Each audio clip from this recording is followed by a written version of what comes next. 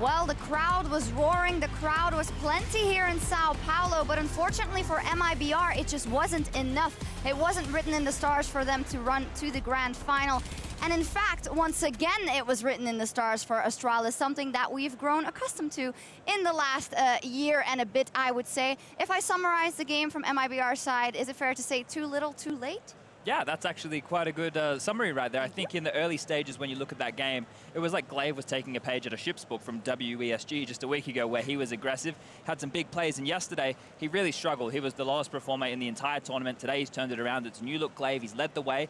And look, this wasn't as close as what we saw at the major at all.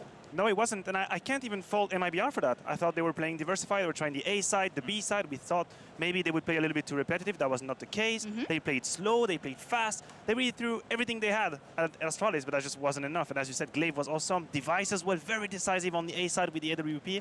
Just too much for MIBR. Yeah, and that's the story we tell so much when we talk about ASTRALIS, right? One member may not perform up to par, but that's still at 80% of anyone else probably that's playing at the top of their game, and that's why it's so hard to dismantle. So how can we look at a silver lining here for MIBR? They can't make it to the grand final. They can still get third. But when we look at their development and the fact that they've only been playing with this lineup again since the beginning of January, where do we go from here? I'm trying to be, you know, yeah, look forward. I understand it. It's difficult for me to pinpoint them moving forward, right? Because the fact is, this roster coming together, those rumors about having a young blood player come in, like Csgo, right? He was one of those names. Now, this team, do they need time? That's a question that I'm fed up of having to answer, and that's not... I didn't ask, bro. I know. But the thing is, with Counter-Strike, because we have roster changes all at different times, it's difficult to see where they're at. Now, MIBR is a team who I touted as a potential contender for this year against ASTRALIS. It's still early stages, so let's just see some more growth. Yeah, I mean, I agree with you, but I also think it's fair to say that the playing field is intense. ENCE is stepping up. Team Liquid is stepping up. So if it's not enough for MIBR, then, you know, they have to start improving soon. And as we said, will it come down to some individuals making the moves versus ASTRALIS? Yeah, we did see it, Maniac, but it wasn't enough.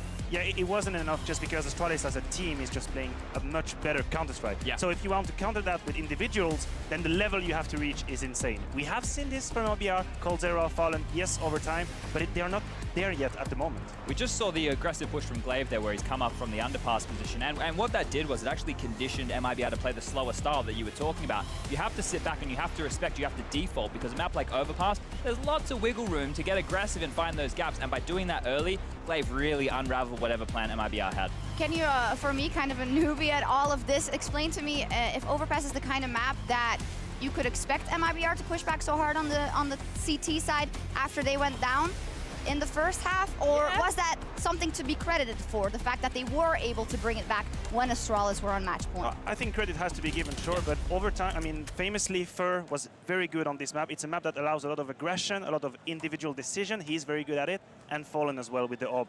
They've had very good maps, I mean, very good overpass over time. So, yeah, credits for them, but I knew it could happen. Yeah, I'm going to stop with the positives. I mean, they lost, right? So something to keep in mind. Just something to keep in mind quickly, though, when you are a team like ASTRALIS and you have so many match points to deal with before you only need one round, right? Yeah. So you don't necessarily need to treat every round as it's do or die. You can take your time, and maybe a few extra rounds built up there for MIBR. But it was exciting for the crowd. Everyone was on their feet, so at least we got a little bit of that. That it was, and we're also going to talk to someone from MIBR. I believe Taco is standing by with Frankie, so let's listen. Taco, thank you so much for joining me. Talk me through what happened in that match against ASTRALIS. I mean, it's just sad that winning against ASTRALIS would be our last chance to keep alive in this tournament. Now we are out. I mean, what we can do now is deliver a good show in the last two maps that we still have to play against NiP and Liquid.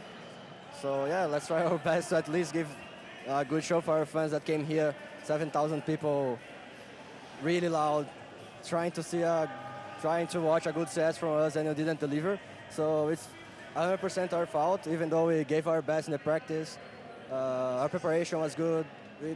We did everything we could to do well in this tournament. I don't know, to be honest, what happened, but yeah, ASTRALIS is a great team as well. It's really difficult to play against. The arena was really loud. We were really hyped to play this game, but it was not enough. Well, let's talk about the arena here. How does it feel to know that this arena is packed with fans here specifically for you? That's just an amazing feeling. I don't think we deserve that. Even though we accomplished a lot in the past, our last results not worth it. Like our last results were not worth it to have this kind of support from our fans. I'm so sorry for them. I wish I could give more than that, but I mean that's life and happens, and I'm gonna just move forward with my team, and we're gonna keep practicing, and maybe next year in Brazil or another event this year we can do better. Is there a curse on you guys when you play on your home soil? No, I don't think so. Maybe the last times it was, but for this time we were just bad. We were just not good enough, to be honest, and we can't blame anybody from outside. Like we can't blame our organization, we can't blame our fans, we can't blame. The only one that we can blame is ourselves. And yeah, we're gonna go back to the hotel after today. We're gonna watch the games, and we're gonna do our best to improve. I mean, we have to improve now. Okay, it's not all over yet though, because even if you don't make that final, and I know that's statistically highly unlikely now, you could still be in that show match. You could still be in the standoff. Surely that's got to be something to look forward to. Yeah, I mean, that's a minimum we can give to our fans. But yeah, that's nice. I mean, we're gonna give our best to win those last two maps. They deserve a win, and we deserve a win as well. Like I said, we practiced really hard to this tournament. After the tournament that we played in China, we decided to get new flight tickets to come before to Brazil to get used to the jet lag, to the time zone. We played some few maps against some Brazilian teams as well. We studied the teams that we would play this tournament. In my point of view, we did everything right, but it was not enough. So what we can do now is play the last two maps and give our best, and maybe play the show match as well. Let's do this. Well, whatever happens today, Taco, Brazil loves you, and we love you too. Thank you so much for talking to me. Good luck in your match against Liquid, and let's head back to the desk. Thank you very much. It's always lovely to hear from Taco. I feel like he's always quite introspective and just realistic about the situation. He's not making any excuses. Yeah. We tried hard. It wasn't enough. We aren't good enough. It's a very humble response, right? And Yeah. it's something that I think is necessary, because we've seen over time scenes when they've dipped on down to their all-time lows, they do get humbled, and that helps them rebuild, right? That helps them realize that Counter-Strike isn't what it once was when they were at the top of the game. And that's what Astralis is doing to the entire scene. They're making them work harder. They do. And Astralis, as we wrap up kind of how they played, the MVP for this one, we decided on Glaive. And I think a lot had to do with the way he came into the tournament. Yesterday, he was also pretty vocal about his performance not being up to par. But today, this was a completely different play. Oh, no, absolutely. That was a different Glaive. He had a lot of impact. Chad mentioned it in the beginning of the game. He was the one going up against MIBR in their face. He forced them to be in respect, to play slowly. He had multiple triple kills at the beginning of the side. And as we say, the difference between day one and now is impressive. So this MVP is totally deserved. I also love the graphics here at Blast. It just says ridiculous ADR. It was 120, but I think we can all agree on that. And yeah, it is just to say that there are so many threats on that team, and Glaive stepping out in this particular instance. Now, of course, we also want to see what happened over in the other games. Let's check up, because we couldn't exactly catch the end. Team Liquid wins over FaZe, and ENCE wins over NiP. I believe that means that Team Liquid and ENCE are actually the front runners for second place against Astralis, that is looking to lock that first place. Is that surprising to you guys? It seems like it's along the lines of what you expected. It is. And that was bang on with what Christine said as well, right? Yeah. She was on with both those teams. I think we were in unanimous decision here on the desk. And everybody who showed good Counter-Strike yesterday has carried that through to today. So that's a very positive sign. Yeah, I agree as well. Now, also, the next match that we're going to cover here is going to be Team Liquid versus MIBR, although MIBR is out. There's, of course, that factor of Taco could throw a wrench in the, how do you say that? A spanner in the works. A spanner in the works. I'm really bad with idioms. Like, right. I just make things up. For Team Liquid and some of his ex-teammates over there, but we'll see how it evolves. Who would be your tip for the final? Astralis, ENCE or Team Liquid? It comes down to the last match. Exactly. Yeah. And that ENCE Liquid will be very spicy. Fire. Fire. Well, we do have a breakdown of the other games with Potter, so let's listen. Thank you, Shocks. Yes, so the first match that we're going to talk about is FaZe versus Liquid on that cash. Liquid actually ended up winning this match 16-8, and my goodness, Elysian Twist showed up strong.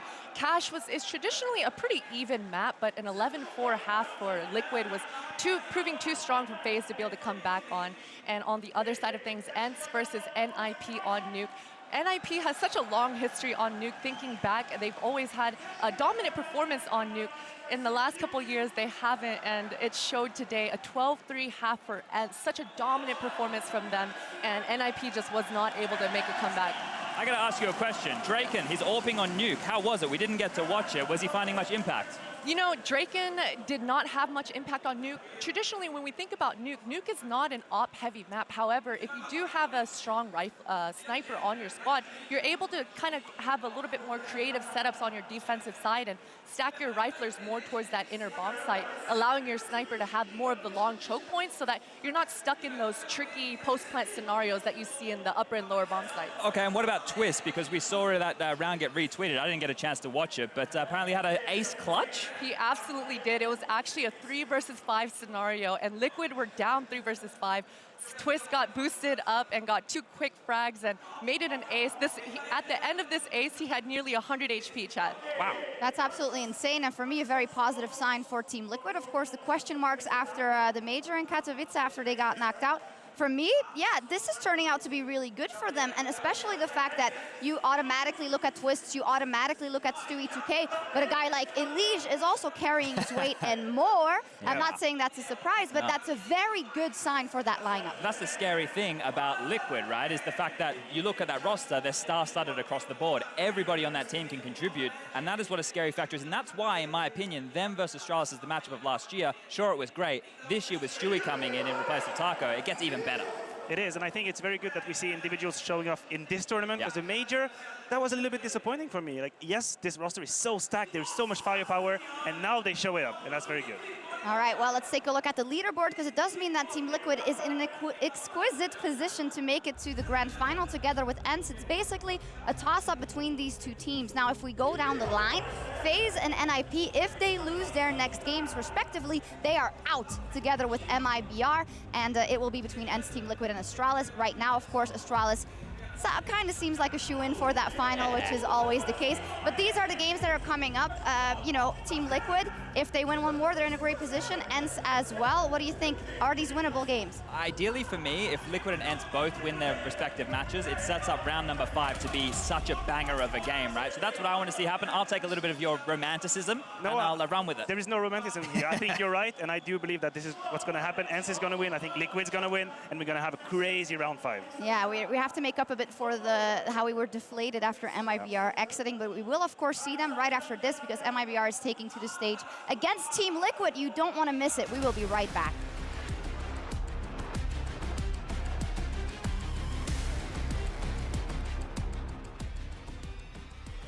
Welcome to BlastPro Series. It's going to be another tremendous day of Counter-Strike. 6 teams, it's quality over quantity, and everyone seems to be on their game.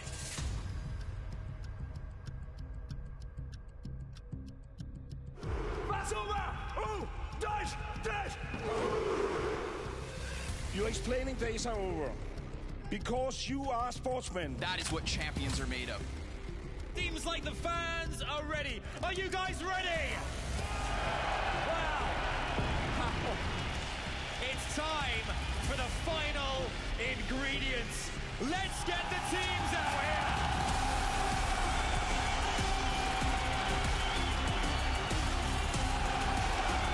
You have to bring your absolute best. Let's get into the action. To win this may actually be a harder mental task than winning the major. It's another duel for Zipex. There it is, the kills. Oh my God! These guys are the best in the world. When you put 5 of them into a server, they're gonna make some magic happen, right?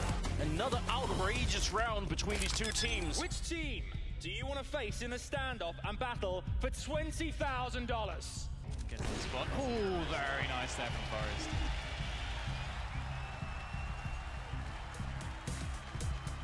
You can definitely feel the vibrations. You can feel the energy in the stadium right now.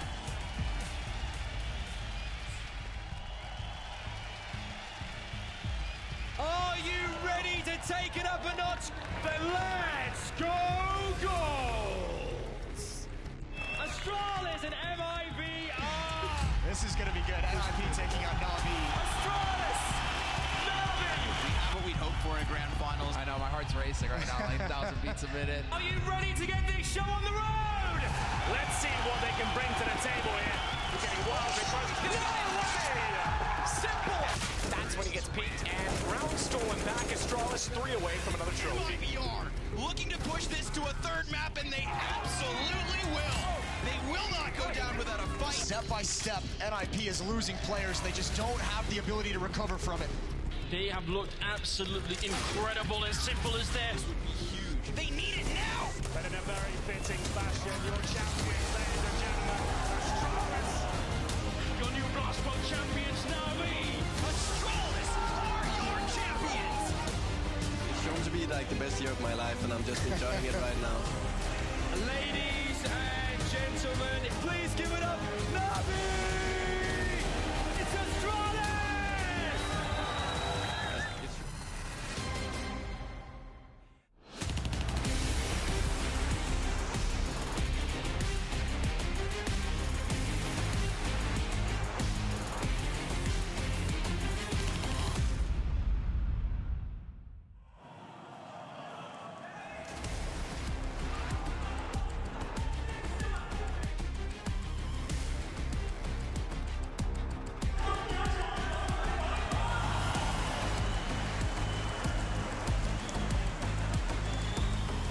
Welcome back, everybody, to the BlastPro series from Sao Paulo, where we see MIBR unfortunately out of the race for the grand final, but still in the race to beat Liquid in their next game, because that's what they're doing.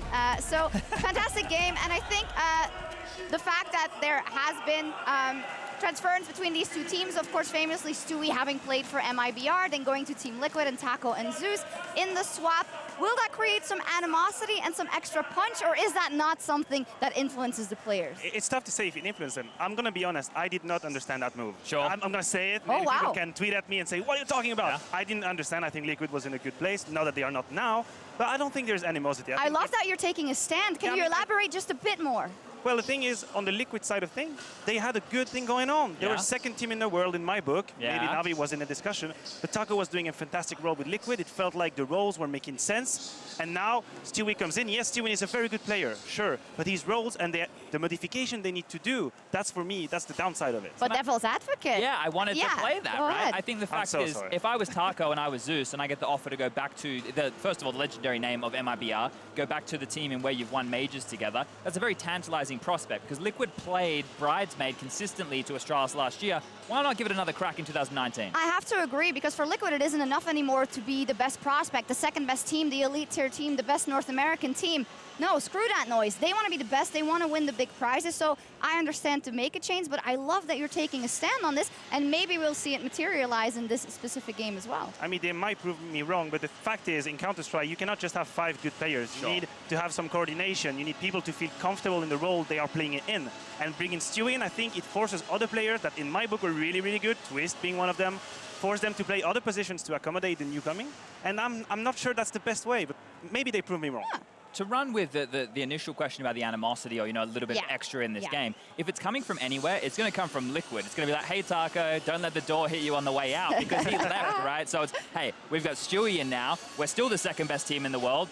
We're going to show you why, and I would really just want to destroy them, right? That would be my kind of thing. You don't leave me, you know, it's the whole ex-girlfriend situation. I get to leave the you, gym. goddammit. You're at the gym the next day, you're getting ripped, you're getting shredded so you can be on Tinder with your shirt off, and don't do that. Guys, don't do that. Don't Have you done that? Is that... Leave your shirts on.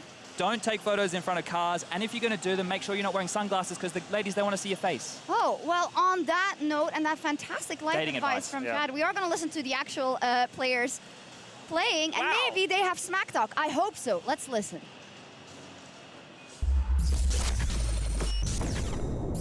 So Liquid is something I've personally been looking forward to playing. We didn't get to play them in the major. I think it's going to be a really good matchup, because I think both teams want to prove that they made the right roster change, like Zeus and Taco leaving Liquid. They have players that are talking a lot, you know, and I just want to face them and beat them. It's a little personal inside the server, so I think it's going to be a good game. You know, they're in front of their hometown, and they're playing from their home crowd. They have a fame for choking, so with the Brazilian crowd, I hope you guys can help us make it easier. Dust 2 is like one of our best maps, so we're ready for it. They just have so much power that any one of them can pop off and carry a game, but I don't think it's today's that day. Hopefully, you know, Liquid comes out on top, maybe 16-1.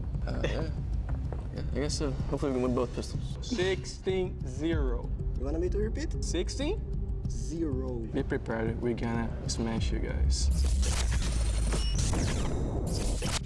It's a little less impressive now that they're out. but it was still awesome. I'm scared. Wow. Scared? No, I'm not scared. For no. whom? No, for the Brazilians? Team Liquid. No. For Of course not. Yeah, of course. No, I'm actually not scared for Liquid because if we look at how they've played so far this tournament, it's been absolutely incredible. And we touched on it before the break already because you know, this is a team that we want to see take that next step forward, and everything has to gel, and it didn't at IEM Katowice. It was actually an absolute heartbreak for that team. So even though this isn't a major, this is a huge trophy if you're able to win it, and I think that every single member is feeling that from Team Liquid coming in. Yeah, they definitely want revenge, first of all, on ENCE, and then second of all, what we just spoke about, maybe, you know, showing Taco and Zeus that it is still the better team. So there's a lot going into this one right here, and also helping you secure yourself that one step closer to making it to the final. Today and yesterday, it's very quick. It all happens very fast. It's a blink of an eye, and this is the first time Liquid have played in a Blast tournament. So to keep that in mind, they're going to want to come in and show that they are one of the contenders here, and to do that, a convincing victory over MIBR is yet another good step. Yeah, definitely so. There are also a couple of people that we are looking at to perform on their respective sides. Taco for MIBR is definitely one. He didn't have the best game just now, and Stewie2K. And for obvious reasons, these are the two players we picked out, Maniac. Yes, it plays on the story we were talking about. Obviously, Taco and Stewie switching up teams there. Two different players, right? Taco is more of a support. He's going to go where his teams need him to be. He famously enabled Coldzera to be at his best for a long, long time. On the other side, Stewie, he's a playmaker. He's a guy, he goes through the smoke. He asks for a flash, goes for a double kill. He's much more aggressive. He's innovative as well. But that puts Liquid in a different position. They don't have Taco to accept all the positions now. Stewie, he can be a star, and sometimes he won't these roles. Yeah, to me it's very interesting that on both sides, when you bring Stewie2K into that lineup, he's a great fragger, but he is also known to be extremely vocal. But that's a lot to work with, because if you're vocal and you have that kind of an impact in the game, I feel like that's a lot of puzzle pieces to put together for Liquid, but they're doing well. Yeah, but the thing for me is Liquid have actually lost their, I guess, emotional heart, right? That came from Zeus and Taco. Everybody else in that team is very quiet, right? Maybe they have their little click. Yeah, well, but the thing is, having Stewie come in, who is somebody who has won a major, let's not forget that, and is vocal, he brings a lot to the team, hopefully, on that level. If he can make sure that he's not stepping on toes and tilting personalities, but being an uplifting force, that's going to be a positive sign. Yeah. That is something which we won't be able to know about. We can only see with facial expressions. Can ask him, perhaps. But apparently chewing gum is the fix for anybody now, so you haven't heard about this? No, is this a meme that I've missed? So Twist, he chews gum so that he doesn't talk trash to his teammates or, you know, get upset. And Alige started chewing gum yesterday when he went absolutely massive. I did read that. He had the best game of his career so far, so that's a good sign for Liquid as well. Do you want to know how it works? How does it work? Thing. Yeah. He had 32 I think it's kills. because historically, if you're eating, when you're in a jungle, you know, back thousands of years ago, if you were eating, that meant you were in a nice and comfortable situation. You would not eat if an animal can hunt you. That's why chewing gum So are makes you it help. saying if I start chewing gum, I'm going to have a 173 ADR right now? I'd say that's a shortcut, but you're going to feel more relaxed. No, I'm getting gum right now. Can someone bring me Alright, some? Though, we have to look back at this Sure. game at hand. What are the defining factors going into this game? So it sounds like all I'm saying is Fallen, but Fallen with the AWP in a map like this can pick apart the lack of AWPers, or at least the lack of main AWPer on a team like Liquid. Obviously, Alige and Stewie, they're two big entry factors that need to be kept honest, and then that plays into the 5v4. So if you get an opening kill, make sure that you can convert those rounds. All right, well, the casters are ready, the game is ready, and the players are ready, so I get to cut Sponge off once again. My favorite thing to do. Over to you guys.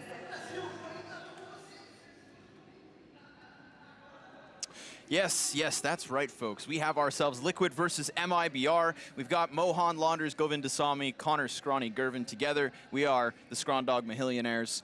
And I'm ready for this matchup, Mohan. Cosign. Yep, I'm with you on that. Yeah, I'd like to go with Laundry. It's a little bit rolls off the tongue. Yeah, I think it does. Easier to do. All right, we'll cut the syllables. Scrondog Millionaires, why not? Millionaires? I'm not going to try it. Just stop. You're the man who has the syllabic rhythm.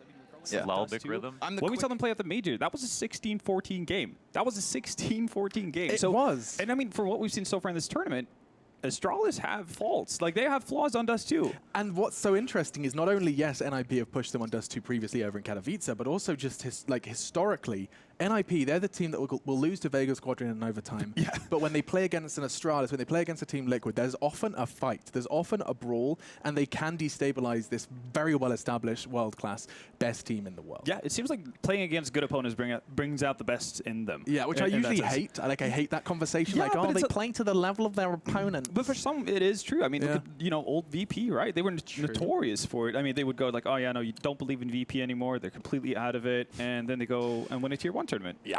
And I mean, we saw that with Oakland, obviously with NiP's run and everything. They are a bit of a unique conundrum in that sense. But we're getting right into the game here. It's T-side start for NiP on Dust 2. Astralis to defend.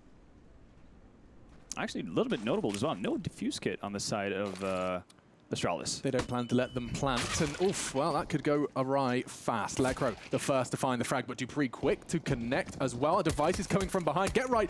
Oh dear, he's not punishing them. They're just sitting ducks. Device can't find the shots. The USP, yes, it's Silence Magisk. He's loud though, finds 2 on the B defense. Lecro's trying to get across, and Zipnix is there. My goodness, it's complete chaos, but we have Astralis finding the pistol. Yeah, and I mean, plan worked to perfection. Don't let them plan.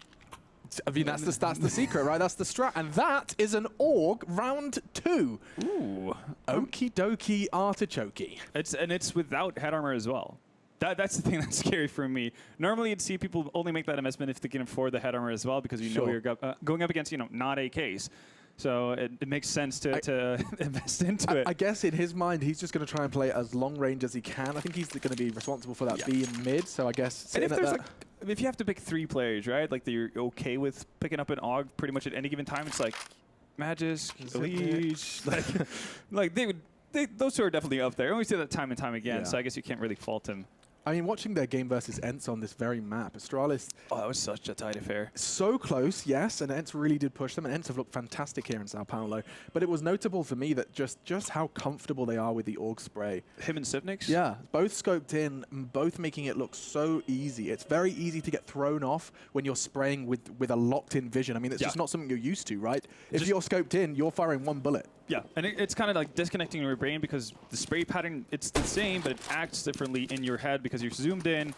Environment is just different, right? And that's something they seem to have just had no problems adapting to, which is obviously a massive advantage for them, because it makes them that much more lethal at range. Well, we'll see though. NiP have opted for an investment onto Draken. That's a scout. The rest of them are not really investing all that much. Lecro with a Deagle. The rest of them sitting on Glocks. Might be like an interesting 3rd round buy. We've seen that a couple of times actually with NiP, where Draken just stuck with a Deeg, the rest of the team buying up, and I mean it's been doing him decent favors, I guess, so far. He's going to look to do him dirty with the scout. They start to get to short uncontested, but that's... We do actually have a second AUG as well. Sip did pick it up. Yeah, he has that armor. But they've let them get this far, and that's kind of all part of the game plan from Astralis, because as they start to get closer, this is where those pistols should work. Got a Deagle on 1. Lecro starting to charge, but they're not looking. They're flashed. They're fragged. Device is the one to finish Glaive's handiwork. 4 for him as he gets the cherry on top with the sidearm and even upgrades it to conclude round 2. That's 3 assists on the side of Glaive. And that's a second scout from Draken. So he accepted that he was going to have this 2 is my rounds. life now. Yeah, try and be the hero. And to be fair, you can do a lot of tag damage. Again, we talk about double doors. How players have even talked about how Dust 2 is, I guess, inherently flawed because of that double doors. Because you allow the T's. It's the only map where T's can get contact points with the CTs that early on. And again, having to spend utility as a CT side is not something you want to do that early. But again, a scout can definitely pay dividends here if he just finds a connection. And even just doing tag damage is obviously going to make the life of his teammates a lot easier. That's for sure. Bomb left in spawn. Device tested by Forest. He's solo, unlikely to go wide on this double door. He's thinking about it. He has crossed just in the nick of time, but Device, he wins that 100% of the time. Crosses and eliminated. Forest, he tried to apply early pressure. Middle, Device just greets him with a smile and a bullet.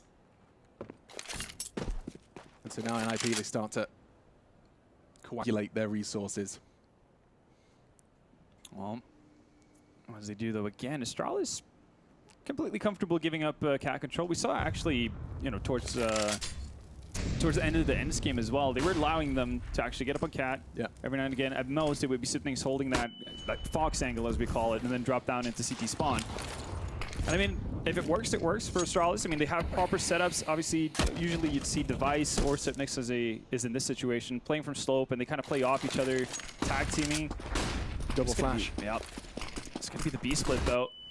It's going to be dupreeh and Magisk. They start to spring into action. The nade looks good as well. Magisk is taking the fight. He's going aggressive. He's bringing the fight to them, and they thrive. 3 now as dupreeh wraps it up with a long-range UMP connection towards tunnels.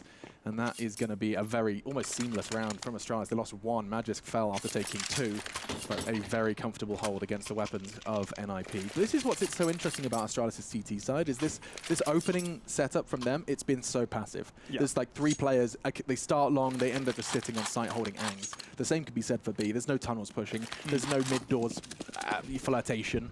And yet, when you look at the ends game, when you get to round 30, those guys are pushing long, pushing short. They have a lot of looks. And at this point, it's the passive one. Device responsible for doors early. Rez, he takes that orb out of his hands fast. Dupree quick to fill the gap, but can he connect? He wants to try and keep that orb out of hands, such as Get Right. He managed to pick it up, scavenges it away, and hasn't lost too much health. Let's see if he actually drops that off. Shots from Rez. Wow. There's another one on force as well. Not exactly the worst player to have it on either. But Get Right, not renowned for his opping.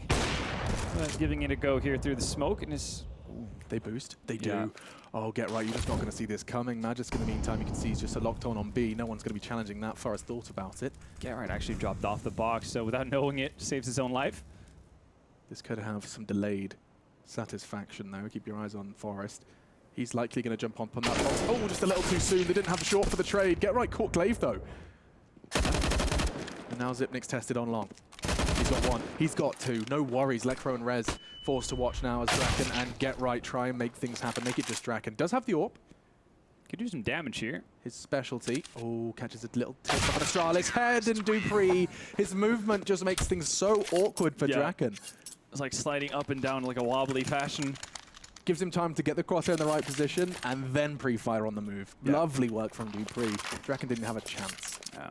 Solid work by Sipnix as well. And like this is kind of the unfair advantage that Astralis has. Like they can leave solo players. They feel like they have anyone on that team can be an anchor. Right. Well, you leave Magisk on B and they come B, he gets 3. Yeah. You leave Zipnix on A, he got long on lock. It just looks so comfortable at the moment for Astralis. Strong individuals.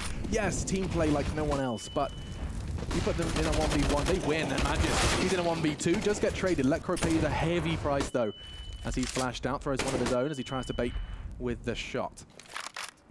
Zipnik's not going to bite for now. At least they have gotten partial control of long. So they probably want to get Draken with that off down into the pit. The question is how they're going to do it. So smoke on the corner. Draken is in position now. Wouldn't be surprised if you see them bail out as well. I wouldn't be surprised if as soon as long is gone, look at Glaive, look at Device. Even Zipnix is about to get out of that, using that smoke to cross back into safety. They just don't adopt any angles now that the long's gone. They boost. Notice that it's not elevator boosted. It's actually further back. It should be safe, but not when Get Right's on short. Finds the frag. Now numbers favor NiP. This is for the first time, Astralis being put in a very awkward position. Kind of trapped on the bomb site. It would favor NiP in a situation like this. Oh, that's so ballsy. Brave. It's Zipnix. He does have an AUG.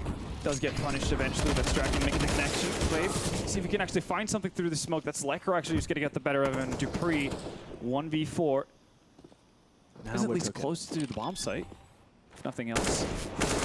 He had a go. He had a go. Nade towards ramp's not going to catch. Lecro lands on site. Now he chooses to back away. He just wants to take weapons away. Let's not forget NiP. They are not sunshine and rainbows right now. Very much not.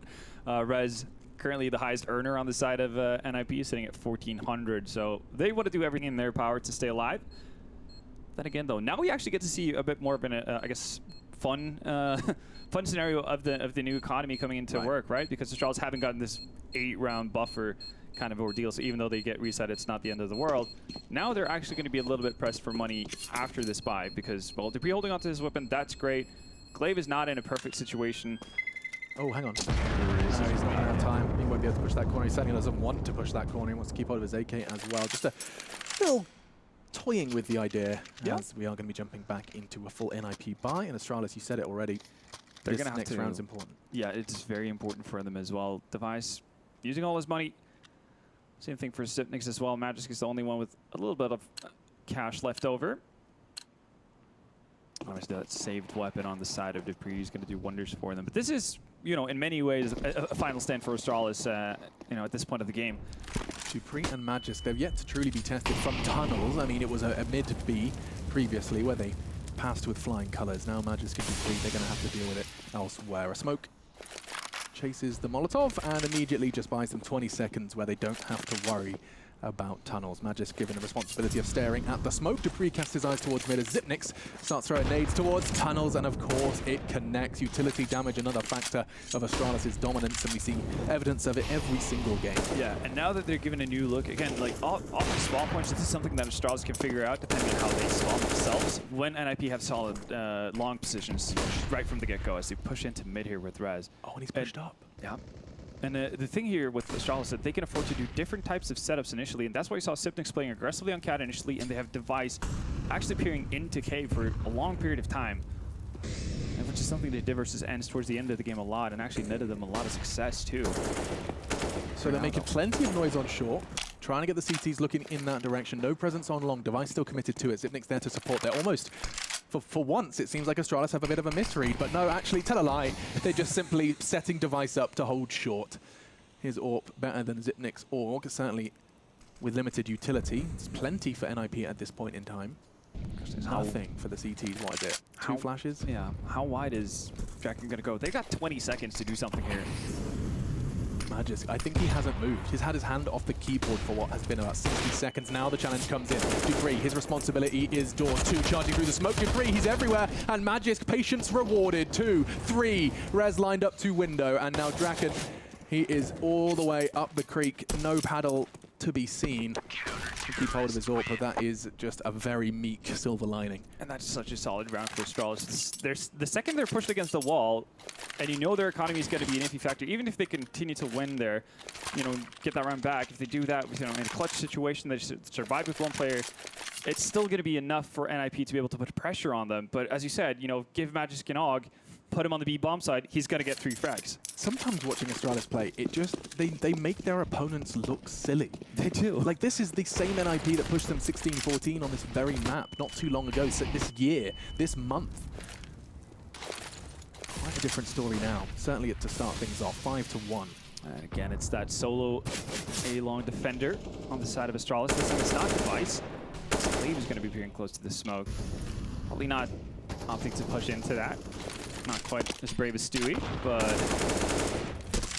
when I say that, he actually does push. Every nade is so calculated. By throwing that nade, gives him a little bit of extra time, a little bit of leeway in terms of having get right forced out of a position. It also obscures the cross. I mean, if he was to kind of go wide on Taxi, that HE smoke will give a little bit of a guise for Glaive to push up on. So long held, and that's committed. Get right still lingering there. The bomb's still top of mid. They're not not sure what to do, I think. I mean, one of the things that you really enjoy as a T-side team on Dust 2 is getting cat control. But usually you have to fight for a little bit. You have to flash a corner, you have to move somebody off that Fox position. I thought Glaive was pushing, but of course he doesn't, because he doesn't need to. There is absolutely no need for him to move a muscle. He has long on lock, and that means that Zipnix and Device can dedicate all eyes to short. Is that okay? It's a boost. Is it about to be a run boost? Another smoke. And they can see over it. But Glaive's already caught one. Get right finally decided to check out long, but Glaive... He had already pushed out. And here's the cross. He's talked about a Device from that car position. So dangerous if you don't have the flash just to push him away. Oh, it's a massacre. It's just a tag team action, back and forth. If it's not one guy attacking, it's the other. And you don't really know where to look. And again, it's Draken on his lonesome. 10 seconds left. We've been here before. Yeah, we really have.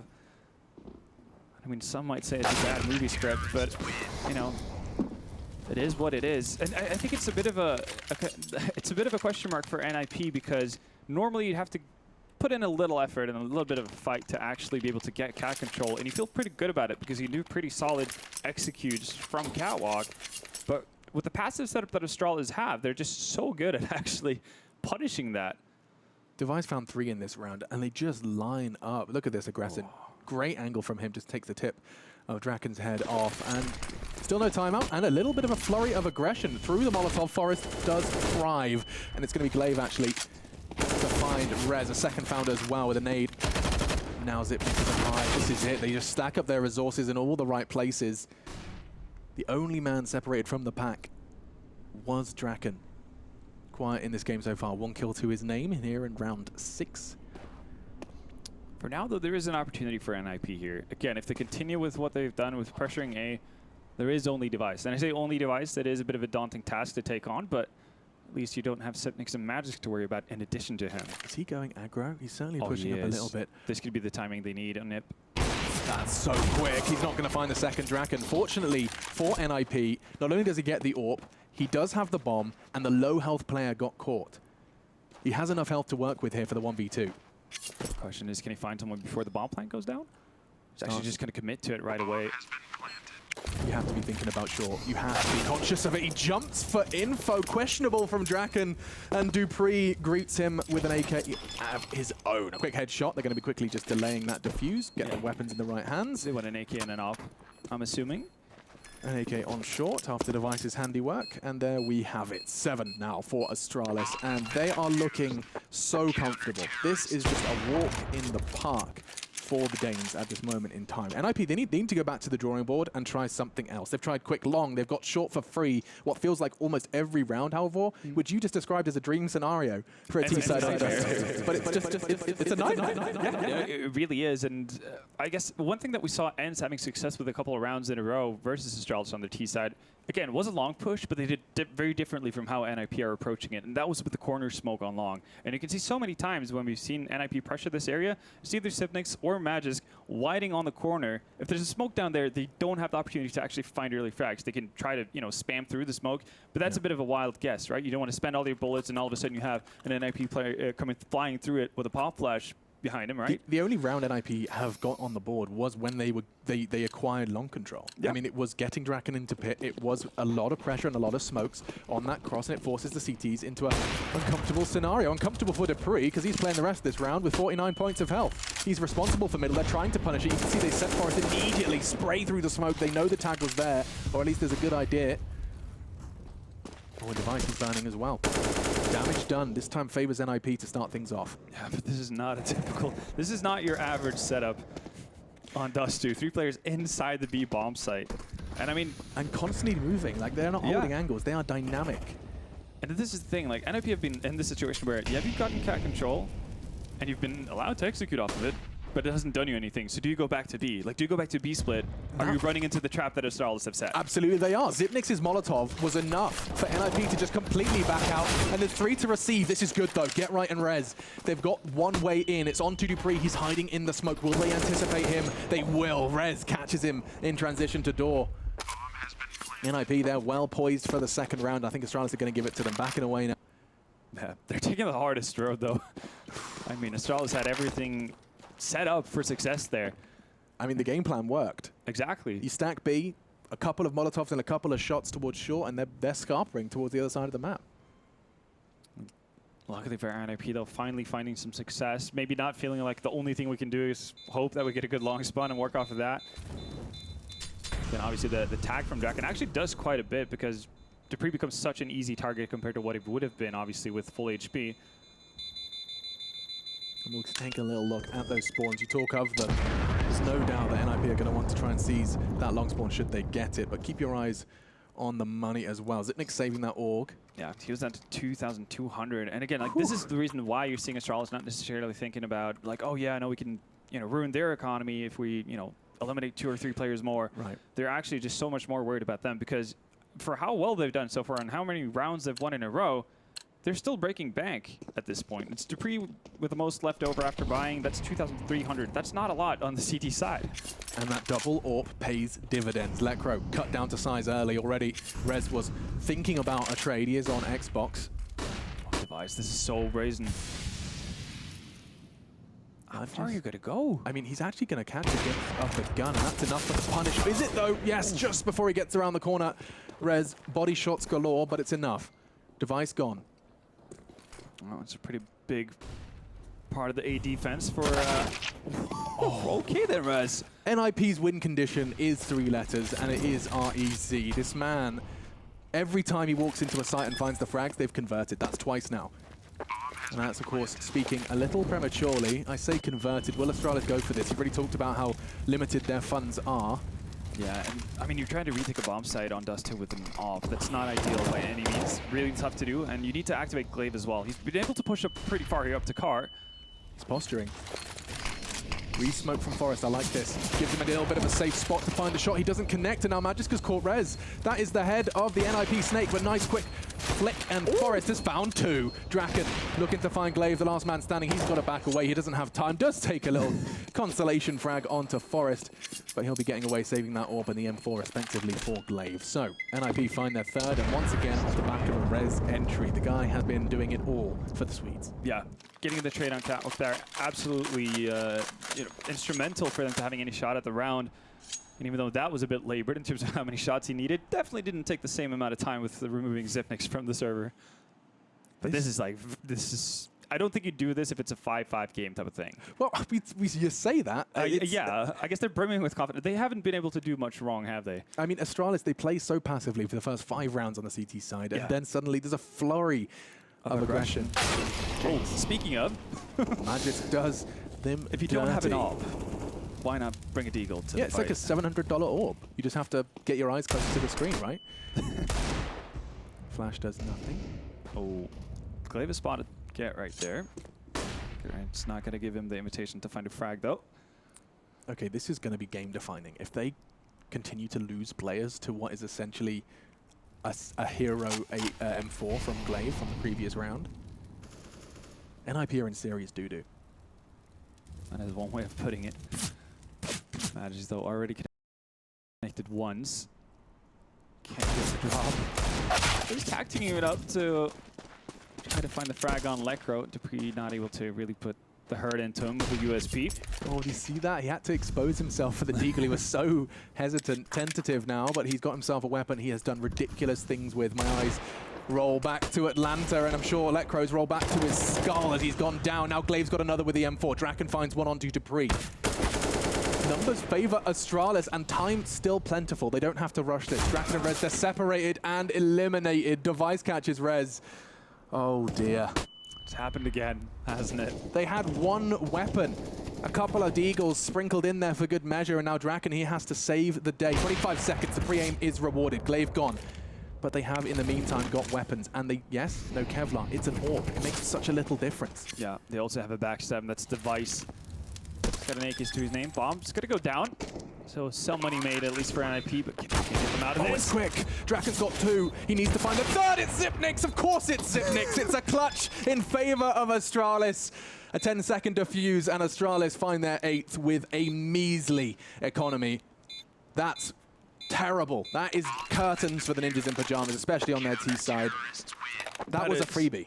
That should have been a freebie. Should have been. Yeah, it really should have been.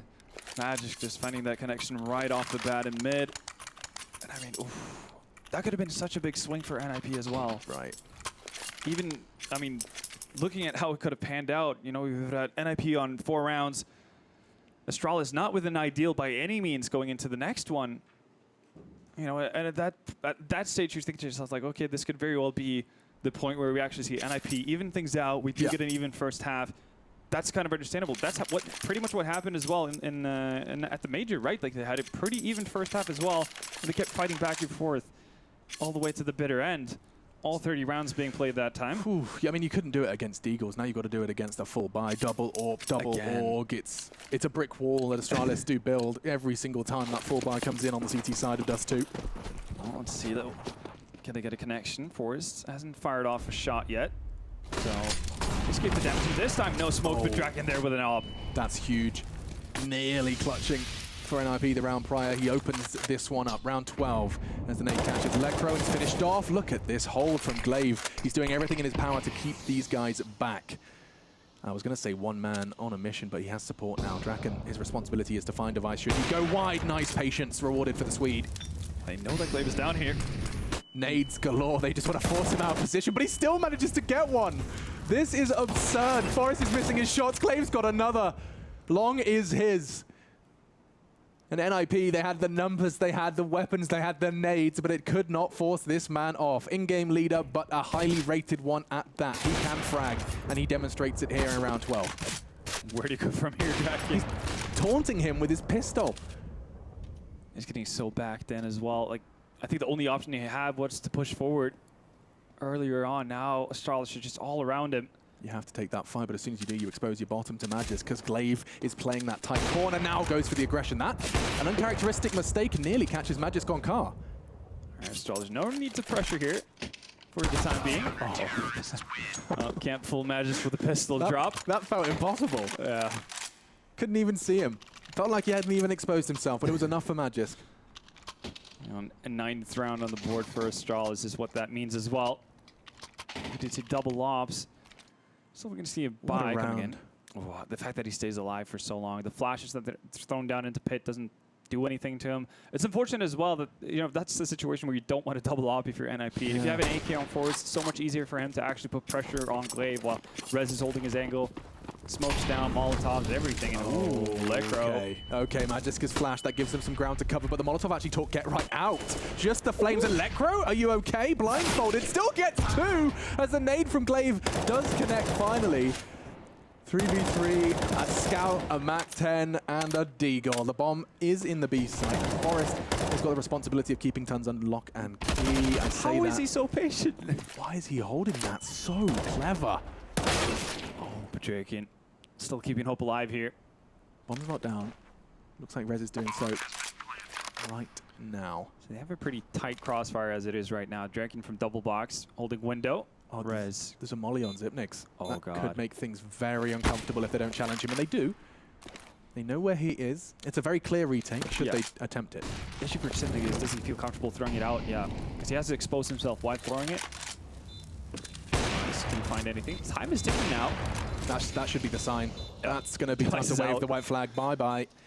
And the 4th for NiP. They went around off of a double entry frag from Lecro on 1 HP. He pushed through the Molotov. Get right. Wait, what? All right, then. I was looking at Vendetta. I looked back, and they're all gone. Okay. Device collateral to to ruin the economy of NiP. That's some well-earned XDs in NS in chat. Rez saying, yeah, that was nice. Yeah, well, those sarcastic NSs in chat. Yeah, Rez actually just saying like that was dirty, and definitely was. Astralis, for what feels like just the second time in this game, are forced into an awkward buy. It's a Scout, Warp, UMP, and a sidearm for Xyp9x. Glaive once again on his signature M4. He did so much with it when they did get pressured on long. And you have to think for NiP, this is a must-win round, right? You have to get closer. You have to get a 9-6 to feel good about this half. And I mean, if you do, that's a good start. A really good start. Xyp9x, that smoke's going to be just in the nick of time, and Device's aggression on long was timely. Gets Get Right out of the equation, and now is there to catch them on short. That's 1. They need to force him off. They can't. Forest gone 2. Not a 3rd. Of course it is. Headshot only. He's playing deathmatch, and just Draken left. Of course he goes down. Device, so powerful. An ace from the Danish AWPer, and he dismantles the Ninjas. His team, they had a shoddy buy. He had his signature weapon, and he finds his 20th frag in that ace. So dominant on Dust 2. We talk about his dynamic AWPing, and you just get more and more evidence of it.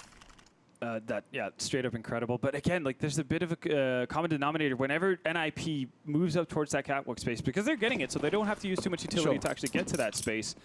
They're not using enough flashes to actually flash with card. That's well, pretty much every team in the world has done this at some point. But it continues to happen over and over again. Of course he's on shorts, and of course he finds Forest. What? I just want to watch a POV stream of Device, because he has been all over this map. Really has.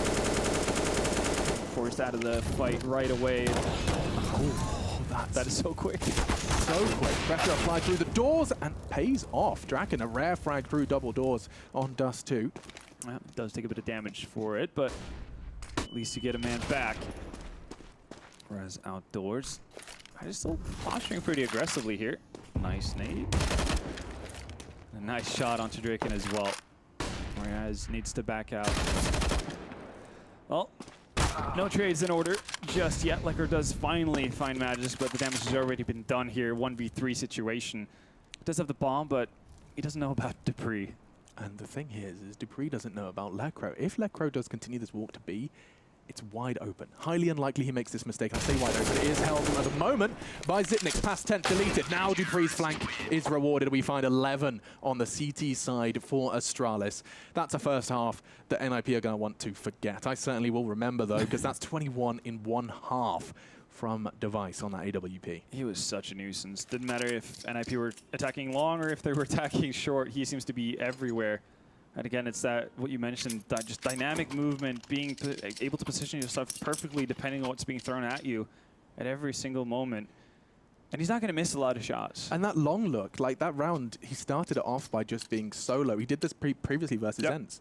He just is given the responsibility of long, and he just walks up there.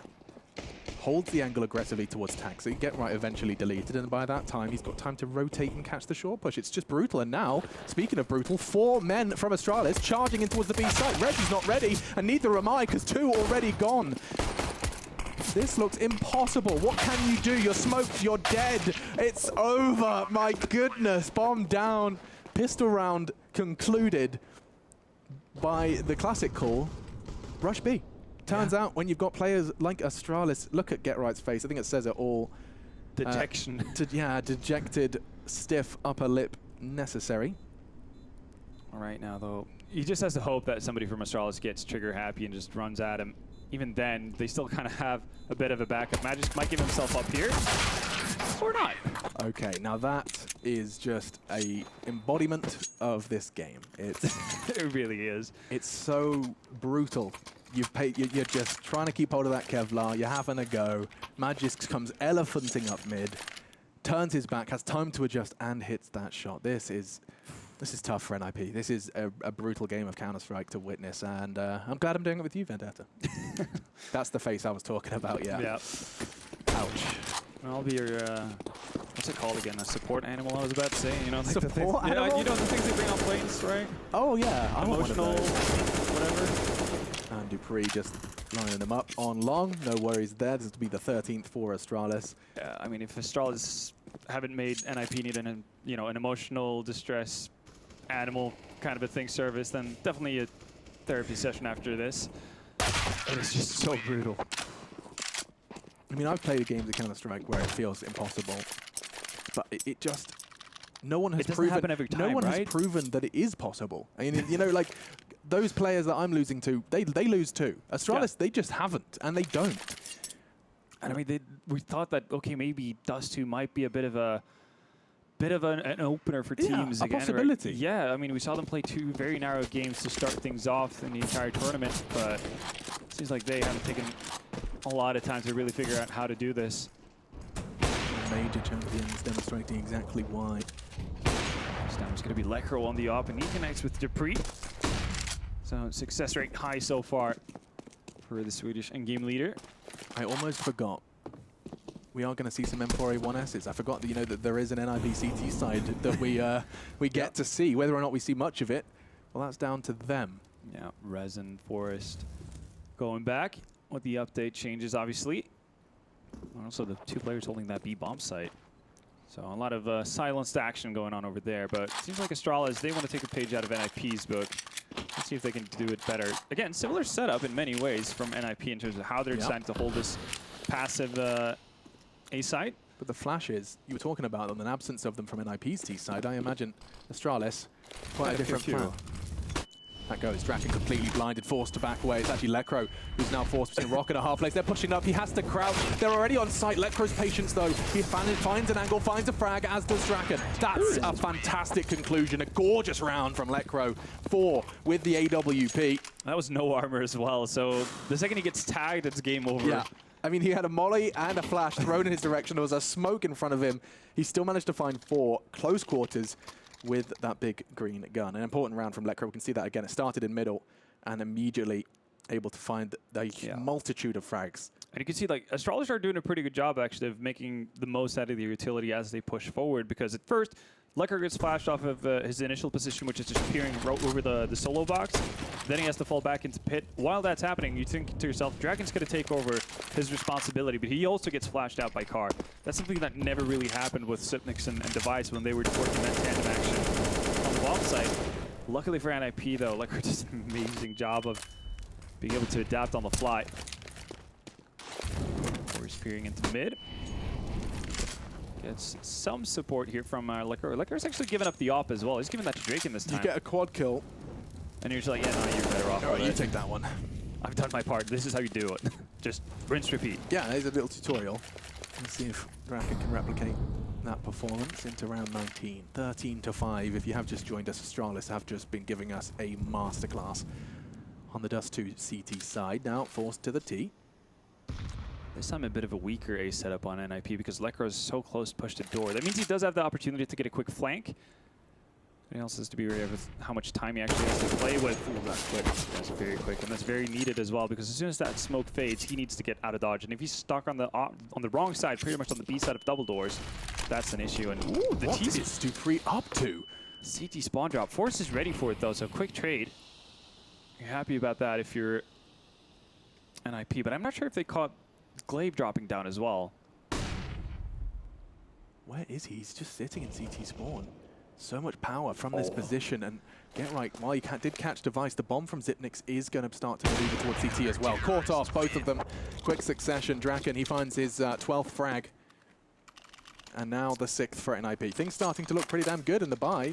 I imagine non-existent from Astralis this round. Yeah, no reason for them to really invest into this one, sitting at around 2K. It's a bit of a swing between 1900 to 2003 on the Danes. And this is a good opportunity finally for NiP to get some money on the board. Again, we've seen them doing double ops. They're doing it again. And if that's how they're going to approach this CT side, they need a lot of money. I like that from Forrest. Not only for info, but also just to keep them guessing. He has the smoke to cross back. That smoke thrown to keep the T's guessing as to how many numbers are on B. The answer at the moment, just 1. They start to gather towards middle. That's not easy. He can easily get overwhelmed by a Glock train right now if he's holding that solo. Does have support from Lekro. It's okay. Spots one. Finds one as well. Make that 2. Forced down to 3 and Glaive. Might get a 3rd there. As Astralis push up catwalk, but here's, yeah, there you're talking about it. The Glock train. Lekro, though, luckily for Forrest, is there to back him up. Forrest probably not going to re-peak with 17 HP at this point. Bomb also dropped in a very nice position for Lekro to just deal with this. Yeah, that's a dream. An unarmored opponent has to walk straight into your crosshair if they want to win the round, and it meets its predictable conclusion. Yeah. That's the 7th now for NiP. On this T side, Astralis, their T side of Mirage has been under scrutiny from themselves, especially. But I don't think it's a generalized T side issue. Perhaps just one map. We'll see if NiP can continue to exploit once the weapons are back in the hands of Astralis, and they certainly are. Yeah. Lekro definitely doing his part in terms of keeping up on ADR. Look at that. 3 ops. Triple AWP from NiP, and it pays off. Forrest catches device. I wish we'd seen it. Now Dupree locked out from the B site. That speed is going to be taken straight away from him, and he was supposed to be there. Look at this. It's a stack from Astralis. They choose to smoke it late, and now Forrest, he's got another one. He started this round. He intends to finish it. There's 2 more in tons. The smoke's going to be pushing them off. You don't want to walk through that now. You know Forrest is there, and he's hitting his shots. Yeah, that also allows you to get into a forward position. We saw him pretty much grabbing device in the back in the previous round. He's in a prime position to do so once more. This time, though, Magisk and Sipnix working as a duo up cat. Only Lekro here, but he's been very proficient with the op, and he continues to be so. Smoke goes down a little bit too late. Jumpily spots it. That's optimistic, Sipnix. I think Sipnix is he's sending a submission to FaZe Fan. Well, got to get those 360 no-scopes in there. Absolutely. So, triple op setup working out perfectly. We found the kryptonite, right? Now we know the counter to Astralis T-side is triple AWP, obviously. Yeah. This is actually something, again, you have to be pretty crazy to do it, but I remember back to when VP obviously were the plow. When they were struggling, especially on a map like Train, they would oftentimes go to triple op. And teams would just be so confused because you can't really go anywhere without having to expend a significant amount of utility without running into an op. So, yeah, it's just a wonky, unnatural thing to play against that teams don't really know how to get the grasp of it. They double peak doors low and high, which just means you are going to be you are going to be traded. You are going to die. Yeah. And it certainly works out well for them. Again, Draken with the AWP this time. That's Dupree gone. It's just Eagles, don't forget that. But they have previously, in this game alone, won with a similar buy. I just don't know. A lot of distance between NiP and the potential attacking points of Astralis.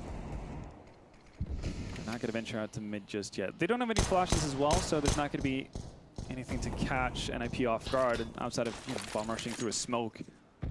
They've been given mid control. Draken is holding this cross though. Actually, yeah, it does damage onto Magic as well. Okay, then. Magic, even though he does down Glaive, as a result of that double tag, he finds at least the return. I mean, this is just theory Counter-Strike. Yes, they've only got pistols, but they get a pick on B, regroup, and now I think he could be caught. Is that the play? Oh, Rez, you could be in trouble here. They're starting to get so much control. He's chosen to go with the AWP. Now they apply pressure. He's missing his shots. Fortunately, Lecro isn't, and that's the 9th. They're on fire. NiP 5 in a row. And is he going to get the AWP? No. Oh, he actually opts to get a deagle instead.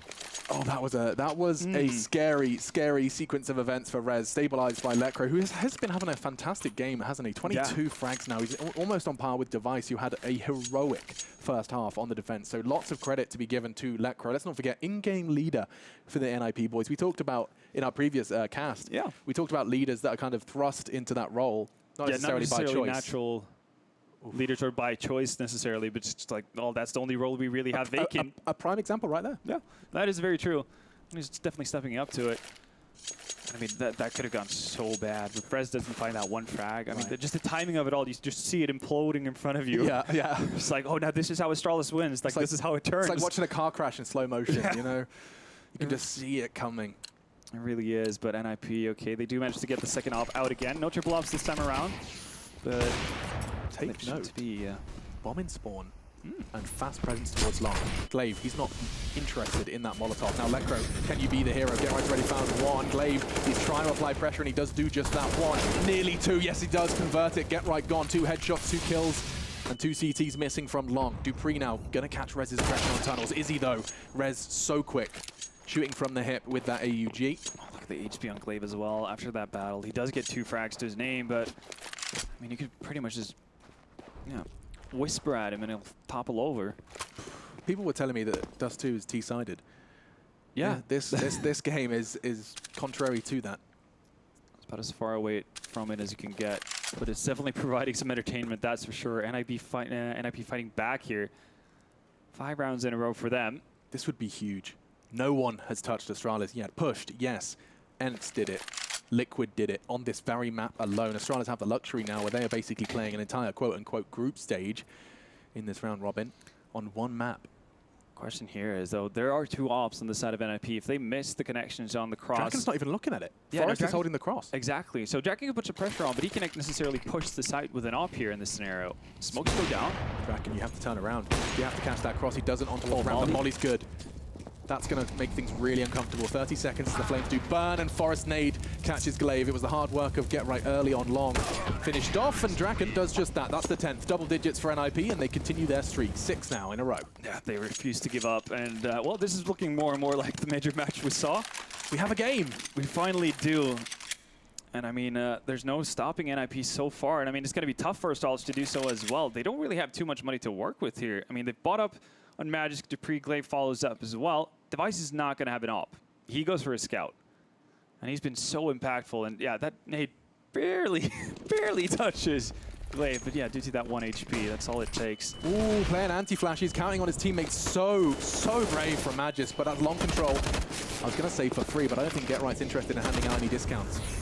Well, he does have Lecro over by Car as well. They might have to give this up. They can post up forwards with the AWP back at site and then focus on short control with the 2 rifles. That's what they're going to do as well.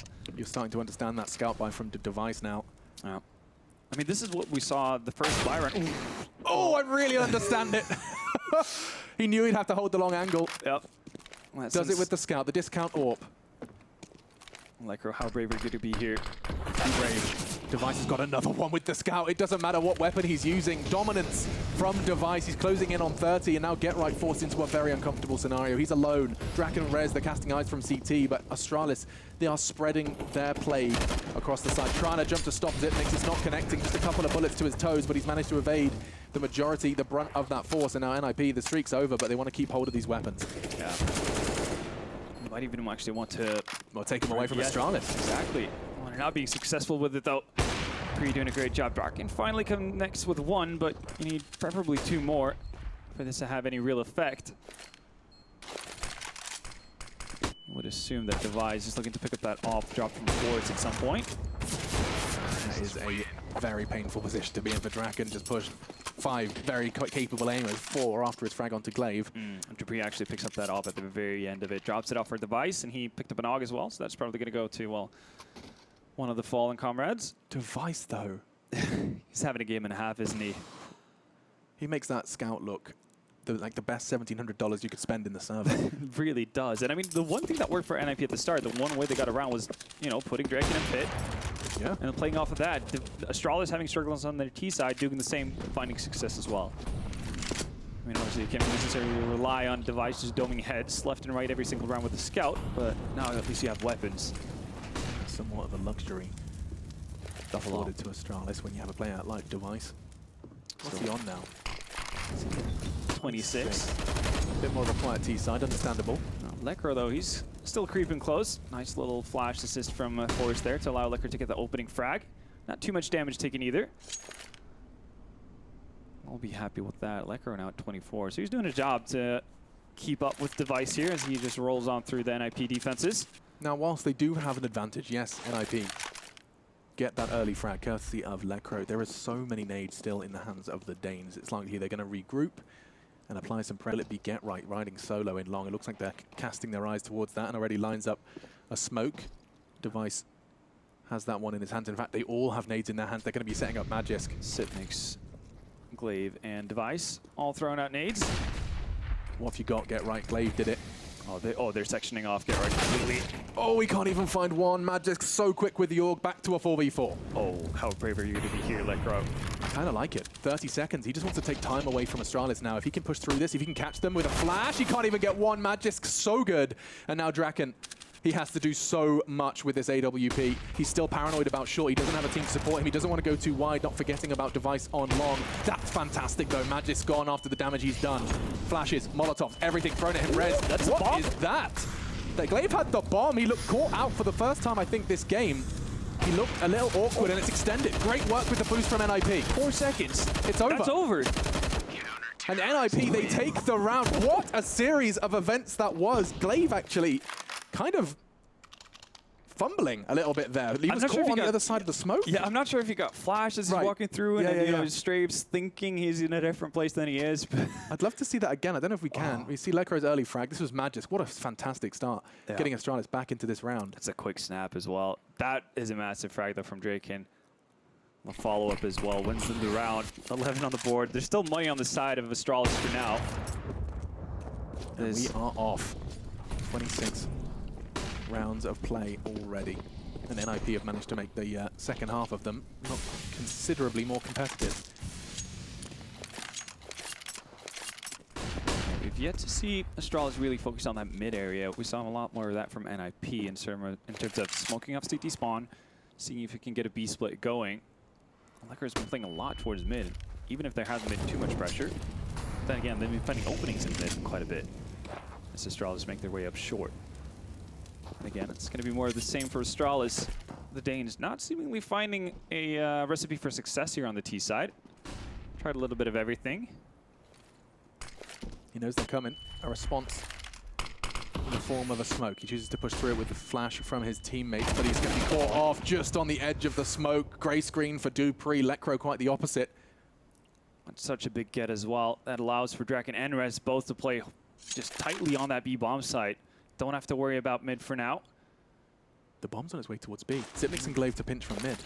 If Rez and Draken can get both of the players from tunnel, that's going to be a world of difference. That's but everything. Instead, Draken. It's again Draken who has to save the day for NiP. He did it once. Can he do it again? That's quick. Surely not a second. Magisk from behind. That's the site open. And now one of the hardest sites to retake in Counter-Strike history is under full Astralis control for round 15. Yeah, luckily for NiP, though, no nades on the side of Astralis. Nothing really to work with. They've got one flash and Magisk. That's it. We'll see how NiP use their utility to get into this, though. 3 flashes. I mean, it has to be now. There's one. Nade's going to come over as well. Lekr, you just have to find something. And Get Right, he's got them away in. Device gone. That's a hard hitter. Forced to watch as now they push in. And Lekr, has he done enough? Magisk trying to be the hero, and he won't be. And they do it. NiP keep the dream alive of being the first team to take a game off of Astralis. It's a long way to go. Every round, a marathon. But 14-12, the Swedes retake B. Yeah, no, this is a hard-fought battle for NiP, to say the least. Device, I mean, that... Oh, you don't usually win out those duels. I mean, Rez, he wasn't anticipating such a quick appearance. He went from nothing to 0 to 100 once again. Yeah. Suddenly there's an AWP, suddenly it's Device, and you're forced to just count on the AWP to solo hold the B side. Draken did well to get that one. Yeah, the fact that he double scopes and still finds the guy coming in through door is just amazing. That's the Draken angle, right? Like, it is, yeah. Oh, man. And a bit of a timeout coming in here as well. Yeah, I'm going to take a timeout, actually. Need a breather here. This is so back and forth. And NiP, they're just doing such a good job of finding that first pick that barely puts them over the edge in these close afterplant positions or just late clock situations. Now, though, the money bonus is working its favor for ASTRALIS here, so they will get another buy-in, but it's costly. Lecro is working overtime for NiP right now. He's keeping on par with Device, and after what I would say an exceptional performance from him, you just have to give a whole lot of credit to the in-game leader of NiP, frag leader too. He's doing it all. Oh, they're charging. Rez, so good on the T side. Can he do the same on the CT? 1, 2, Draken's there to find a second, and now he doesn't actually get away with the repeat. Xyp9x punishes him through the doors. Now the site is theirs. Surely NiP can't retake it. It's the same scenario again. A different setup this time. Mad just given Tunnel's responsibility. Get right. He found Device previously. A lot more utility on both sides as well. Magic, though, with the aggression here down towards lower, might be a little bit too much. It might give an opening for Get Right. See him? He's looking that way. Oh, he did. He's made the That's call. why Lecro's yeah, waiting. You can see Lecro's playing the waiting game. This is going to punish ASTRALIS. Device, in the meantime, catches Get Right on Tons. Now 2v2. Plenty of time and plenty of nades, Halvor. This is about to be a very intense brawl. Oh, no, Lecro misses the Molotov. Oh, it's problematic. The nade doesn't land too. Xyp9x holding that window. You just can't push in. What do you do? He hits the half scope. Half of his health gone. Still can't find the second. That's quick from Lecro. Can he be the hero? My goodness. 3 from Xyp9x. Finds the 15th for ASTRALIS. 3 frags from the man with the 9 in his name. That is exceptional. Oh, it's so intense. Imagine if that Molotov lands from Lecro, though. Where did it go? It's meant to go towards plateau, but it just fizzles out too quickly because it throws its... Like, the arc of it is a little bit too high. So just peters into nothing. But obviously, Device would have been completely screwed there. And you could see that Forrest was setting up for, you know, Device to flee from that area. Yeah. Exactly. And that would have been, you know, put Xyp9x in a pretty much impossible situation. Forrest can suicide in there. They know where he is. And Lecro could get the trade in. Oh, man. And look at what that's done to the buy of NiP. It's so weird. It's a double AWP, double Deeg, and a cheeky MP9 for Get Right. Oh, they do have some solid Deagle players in both Lecro and Rez. We've already seen that in this game. And the double AWP has definitely been working for NiP. Let's see, though. Get Right's a sole defender with an MP9. That could get scary. I mean, I'm all fearful for Rez. Oh, Draken. He's basically setting up a bait for Rez here. Question is if ASTRALIS are going to actually Molotov and flash it out. They are. And Rez, you're left to your own devices here. It's all on him and his Deagle. He gets 1. He's so good with this pistol. Surely not a third. He does to the belly button of Madness. Just a pistol. 1 bullet off from closing out another, but Device, he goes wide for both. Round's not over. Match could be over. Get Right's on the rotate. Bombs on short. Xyp9x is there to support as well as they scavenge away some extra utility. We'll see how far that gets them. Get Right, that MP9 is not in the ideal circumstance. He actually uses that smoke from ASTRALIS to cross the site safely. Oh, did he actually get spotted there? It's unlikely. Xyp9x might have gotten a drop of a arm, top of a head or something. No, he doesn't know. That makes that MP9 infinitely more powerful. Get Right just has to play the waiting game here. You can see them crawling in. He's anticipating someone. Oh, caught with a nade in his hand. It's traded. Device, 3 so far in this round. It would be the ace to secure the game. On half HP as well. That's 1 Deagle connection from a decent distance on Lecro. That would be the end of Device. He's trying to bait someone out here. They're extremely far apart here on the side of NiP. By delaying that plant, it actually has enabled the CTs to group up just a little bit more. Whizzing past his head. Oh, Device, he's got a shot into Lecro. He doesn't miss these. And now all onto Forrest. He's late to the party. An ace. 1v2 clutch. Of course they do it. ASTRALIS. Untouchable. NiP, they put up a valiant effort on that second half. that was a nuts game. That was a great game. Rez nearly got 4. It was Device he tagged up with that Deagle. He had if there was 8 bullets in a Deagle clip, that's NiP. That's NiP 13, ASTRALIS 15. What a game. Like, after the first half, I was thinking to myself, well, okay, this is going to go the usual way of Astralis games. They just kind of trample their opponents, but NiP just not giving up at all. Incredible resilience from them. That first half was not embarrassing, it was impressive from Astralis. Yeah. That second half now from NiP was, I think it was actually it boosted my confidence in this league. Yeah, I mean, almost equally impressive as what we saw from Astralis. Because consider the fact that a lot of these rounds that NiP ended up dropping on the CT sides were around that they had a fairly good grasp of. I mean, you talk about the eco rounds that they actually end up winning. All of that stuff, you know, it's going to build, right, throughout the game. And that could have been an extra round for NiP. It could have been... Oh, that's just kind of how Counter-Strike works sometimes. It's just Counter-Strike, it's just Astralis.